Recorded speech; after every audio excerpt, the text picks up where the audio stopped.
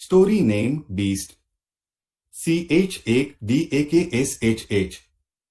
सुबह का समय था। सूरज की हल्की हल्की किरणें कमरे की खिड़की से सो रहे एक 15 साल के लड़के के चेहरे पर पड़ती है। हल्की हल्की किरणों के कारण उस लड़के का चेहरा सोने की तरह चमक रहा था। इतने में नीचे से एक आवाज आई, दक्ष जल्दी उठ जाओ, स्कूल के लिए लेट हो जाओगे।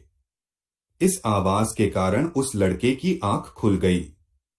अभी आया मॉम, दक्ष अपने बेड से उठता हुआ कहता है और फिर वह उस खिड़की से बाहर का नजारा देखने लग जाता है। कुछ देर तक बाहर देखने के बाद दक्ष अपने बिस्तर से उठकर फ्रेश होने के लिए चला जाता है। कुछ देर में दक्ष अपने कमरे से नीचे भी आ जाता है। नीचे आकर दक्ष देखता है कि वहां पर मॉम, डैड और उसकी बड़ी बहन पहले से बैठे हुए थे और अपने अपने ब्रेकफास्ट का इंतजार कर रहे थे। दीदी, आप तो आज नए सेमेस्टर की नई यूनिफॉर्म में अच्छी लग रही हो। दक्ष अपनी बड़ी बहन पलक की नई यूनिफॉर्म को देखकर उससे कहता है। नाश्ता तैयार है। दक्ष की मॉम राधिका किचन से नाश्ता लाती हुई कहती है। दक्ष, जल्दी से नाश्ता कर लो ताकि तुम स्कूल के लेट ना हो। दक्ष के पापा विहान दक्ष से कहते हैं। ठीक है पापा, दक्ष कहता है और फिर नाश्ता करने के लिए बैठ जाता है। नाश्ता करने बाद दक्ष स्कूल के लिए चला जाता है। ग्लोबल एलीट स्कूल यूनिवर्सिटी इस शहर की ही नहीं बल्कि आसपास के कई शहरों की सबसे बेस्ट यूनिवर्सिटी थी। यहाँ पर शहर के सबसे अमीर और फेमस लोगों के बच्चे भी इसी यूनिवर्सिटी में पढ़ाई के लिए आते थे।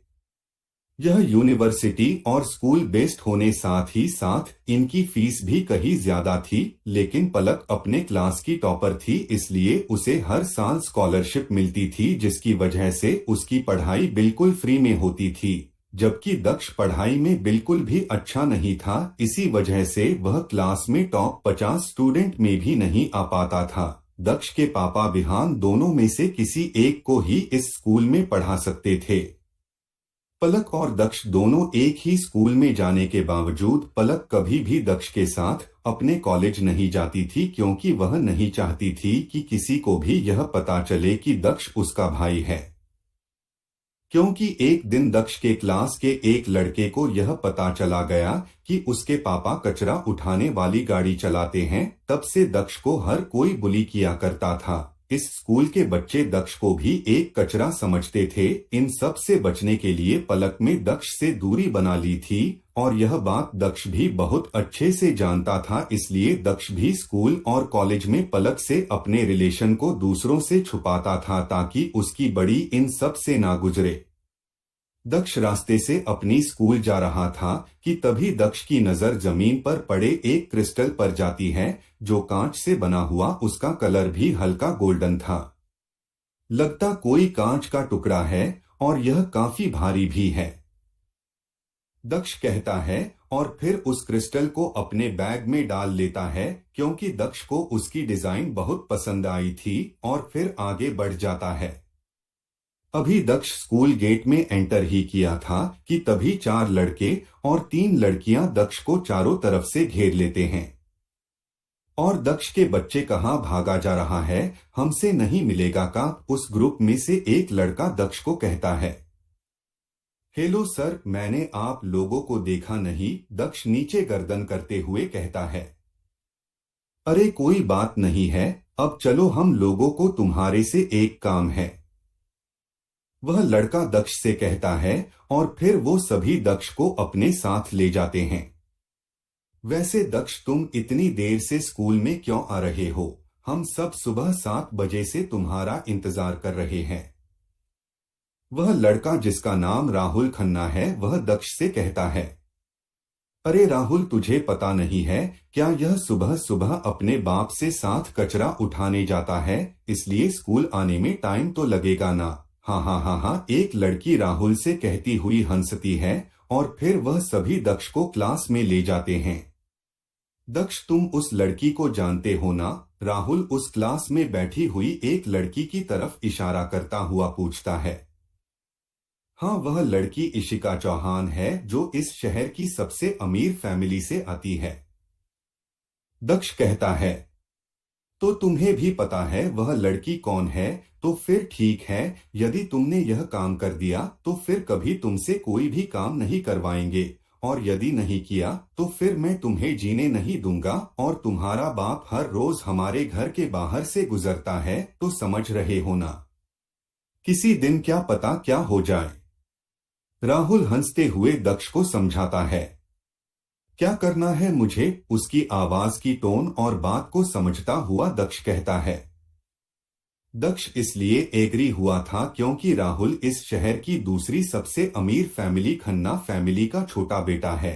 इसकी वजह से पहले भी कई लोगों ने अपने जान गंवा दी थी, और दक्ष नहीं चाहता था कि उसकी वजह से उसकी पिता पर कोई मुसीबत आए, इसलिए दक्ष उसके हैं काम करने के लिए एग्री हो गया था। बढ़िया। दक्ष, तुम्हें इशिका के पास जाकर उससे आई लव यू बोलना है, और फिर उसे किस करना है, वो भी फ्रेंच किस। समझे, राहुल खन्ना दक्ष से कहता है। यह सुनकर दक्ष हिल गया था क्योंकि वह लड़की कोई आम लड़की नहीं थी। हालांकि यहाँ पर पढ़ने वाली कोई भी लड़की आम नहीं है, लेकिन फिर भी यह इस शहर की सबसे पावरफुल फैमिली की बड़ी बेटी है। यदि तुमने वहां जाकर कुछ भी ऐसा वैसा कहा ना तो फिर देख लेना। तुम्हें वहां जाकर आई लव यू कहना है और फिर किस करके आना है।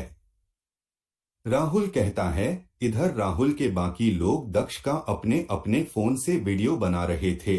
उनमें से कुछ तो पहले ही इशिका की पीछे वाली सीट पर जाकर बैठ गए थे ताकि वहां से दक्ष और इशिका का वीडियो बना सके। इसके बाद दक्ष धीरे धीरे आगे बढ़ता है। उसके पास और कोई रास्ता भी नहीं था। यदि ऐसा किया तो मरा, यदि नहीं किया तो भी मरा। दक्ष धीरे धीरे आगे बढ़ता है और फिर इशिका के पास चला जाता है। तब इशिका अपनी दोस्तों से बात कर रही था। दक्ष को अपने पास आकर खड़ा होते हुए देखकर इशिका थोड़ी कंफ्यूज हो जाती है। हेलो, क्या तुझे मुझसे कोई काम है? इशिका दक्ष से कहती है। न, न, न, नहीं, आई लव यू इशिका, दक्ष डरता हुआ कहता है और फिर अचानक से इशिता को फ्रेंच किस कर देता है। यह सब देखकर इशिका और उसकी दोस्त भी हैरान रह गई और फिर इशिका दक्ष को जोर से धक्का देती है। यह क्या किया तूने गधे? इशिका चिल्लाती हुई दक्ष से कहती है। इशिका की आवाज सुनकर राहुल और उसकी गैंग जो दूर से देख रहे थे वो तुरंत भागकर इशिका के पास आते हैं। क्या हुआ इशिका? राहुल कहता है। राहुल की एक्टिंग देखकर दक्ष बहुत ज्यादा हैरान रह गया। अभी अभी उसने ही तो मुझसे यह सब करने को कहा था और अब पूछ रहा है कि क्या हुआ। देखो ना, यह गधा मेरे साथ जबरदस्ती कर रहा है। इशिका अपने मुंह को पोंछती हुई कहती है और फिर राहुल और उसकी गैंग के लोगों ने मिलकर दक्ष को पीटना शुरू कर दिया। कुछ ही देर में दक्ष के शरीर से खून आना भी शुरू हो जाता है और फिर वह बेहोश हो जाता है। इतने में स्कूल के टीचर भागकर दक्ष के पास आ जाते और बाकी लोगों को दक्ष से दूर करते हैं क्योंकि स्कूल स्टाफ नहीं चाहता था कि कोई भी स्टूडेंट उनकी स्कूल में मर जाए, इससे स्कूल का नाम खराब होने का डर था। उसके बाद वो टीचर दक्ष को उठाकर स्कूल के हॉस्पिटल में जाते हैं और फिर उसका इलाज कराते हैं। करीब 2 घंटों के बाद जाकर दक्ष को होश आता है। होश आने के बाद दक्ष स्कूल के हॉस्पिटल से बाहर निकलता है। जैसे वह बाहर निकलता है वैसे वह अपने सामने पूरी स्कूल को खड़ा देखता है। वो सब दक्ष को एक घिनौनी नजरों से देख रहे थे और फिर सभी लोग दक्ष को एक से बढ़कर एक गालियां देना शुरू कर देते हैं क्योंकि पूरी यूनिवर्सिटी को दक्ष और इशिका के बारे में पता चल गया था। राहुल और उसके लोगों ने दक्ष का जो वीडियो बनाया था उसमें से पहले का कुछ पार्ट कट करके स्कूल और कॉलेज के स्टूडेंट ग्रुप में शेयर कर दिया, जिसके कारण इस यूनिवर्सिटी के हर एक स्टूडेंट को दक्ष की करतूत के बारे में पता चल गया था। अपने बारे में और अपने परिवार के बारे में गंदी गंदी गलियों से दक्ष की मेंटल स्टेट धीरे धीरे खराब होने लगी थी। उसकी आंखें बहुत ज्यादा लाल हो चुकी थी। दक्ष ने अपने हाथों से अपने सिर को कसकर पकड़ लिया। उसका 15 साल का एमेच्योर माइंड उन सभी की गालियों को झेल नहीं पाया और एक बार फिर से दक्ष वही बेहोश हो गया। CH2 mentally disturb. उसका 15 साल का एमेच्योर माइंड उन सभी की बातों को झेल नहीं पाया और एक बार फिर से दक्ष वही बेहोश हो गया। इतने में वहां पर एक टीचर आ जाते हैं। वह एक बार फिर से दक्ष को उठाकर वापस अंदर लेकर चला गया और फिर सभी लोगों के जाने के बाद उसी टीचर में दक्ष को उसके घर ले गया। इधर पलक ने भी दक्ष का वीडियो देखा था, लेकिन फिर भी वह बाकी स्टूडेंट्स के साथ अपने घर चली गए और फिर वहां से अपनी सारी पैकिंग करके यूनिवर्सिटी की डोमेट्री में रहने के लिए आ गई। और इसकी वजह भी दक्ष ही था, क्योंकि दक्ष के इस वीडियो के बाद दक्ष को स्कूल से सस्पेंड कर दिया गया था और इसका असर उसकी इमेज और स्टडी दोनों पर पड़ेगा। इसलिए पलक ने दक्ष के आने से पहले ही कॉलेज की डोमेट्री में शिफ्ट हो गई। इधर वह टीचर दक्ष को उसके घर लेकर आता है और फिर जैसे ही राधिका और विहान दक्ष को बैंडेज और पट्टियों में देखते हैं, वह दोनों घबरा जाते हैं। दक्ष दक्ष क्या हुआ तुझे? राधिका पूछती है, लेकिन दक्ष अभी तक बेहोशी की हालत में ही था, इसलिए वह कोई जवाब नहीं दे पाता है। टीचर मेरे बेटे को क्या हुआ है? विहान पूछता है। आपको सब कुछ बताता हूं, पहले दक्ष को अंदर बेड पर लेटा दीजिए। वह टीचर विहान और राधिका से कहता है और फिर विहान ने जल्दी से दक्ष को उसके कमरे में सुला दिया। हेलो, मेरा नाम है विजय गोयल और मैं सीनियर क्लास 12th का क्लास टीचर हूं, यानी कि दक्ष की क्लास का क्लास टीचर हूं। पहले ये देखिए आप दोनों। विजय उन दोनों को अपने फोन दक्ष का वह वीडियो दिखाता है। उस वीडियो को देखकर विहान और राधिका के होश ही उड़ गए। दक्ष ऐसा नहीं कर सकता है, दक्ष ऐसा नहीं कर सकता है। राधिका विजय से कहती है, हाँ मैं भी दक्ष को बहुत अच्छे से जानता हूँ, वह कभी भी ऐसा नहीं कर सकता है, लेकिन इस वीडियो के कारण उसे स्कूल से सस्पेंड कर दिया गया है। विजय कहता है, क्या? लेकिन दक्ष ने यह सब जानबूझकर नहीं किया होगा।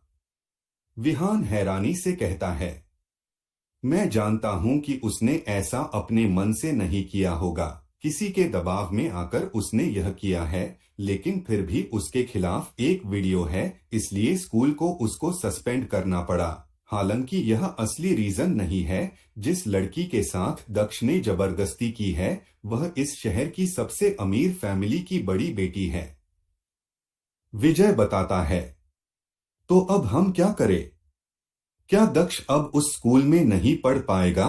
राधिका इमोशनल होती हुई कहती है।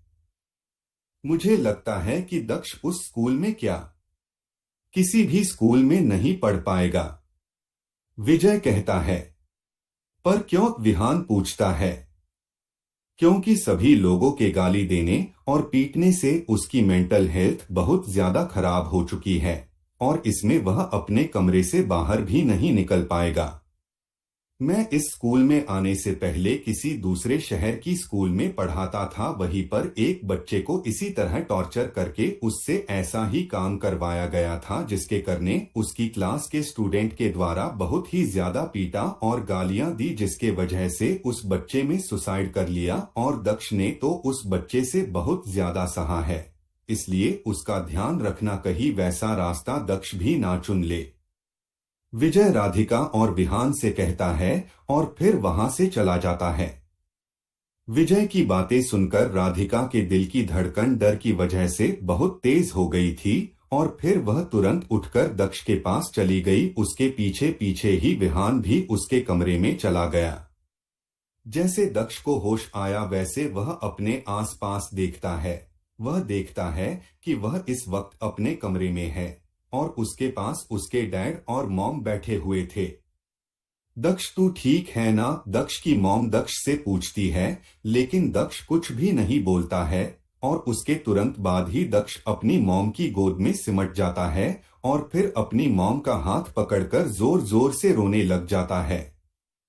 मॉम डैड मुझे छोड़कर कभी भी मत जाना, मैंने वो सब जानबूझकर नहीं किया, दक्ष रोता हुआ कहता है।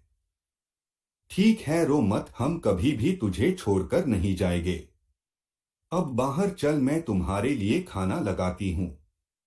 राधिका दक्ष से कहती है, लेकिन दक्ष न तो खुद बाहर जा रहा था और न ही अपनी मॉम को छोड़ रहा था।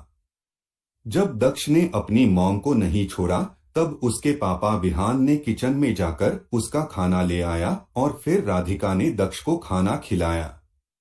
लेकिन अब भी वह अपने कमरे और अपनी मॉम को छोड़ने के लिए बिल्कुल तैयार नहीं था। जब दक्ष को नींद आ गई तब जाकर राधिका उसके कमरे से बाहर आ पाई।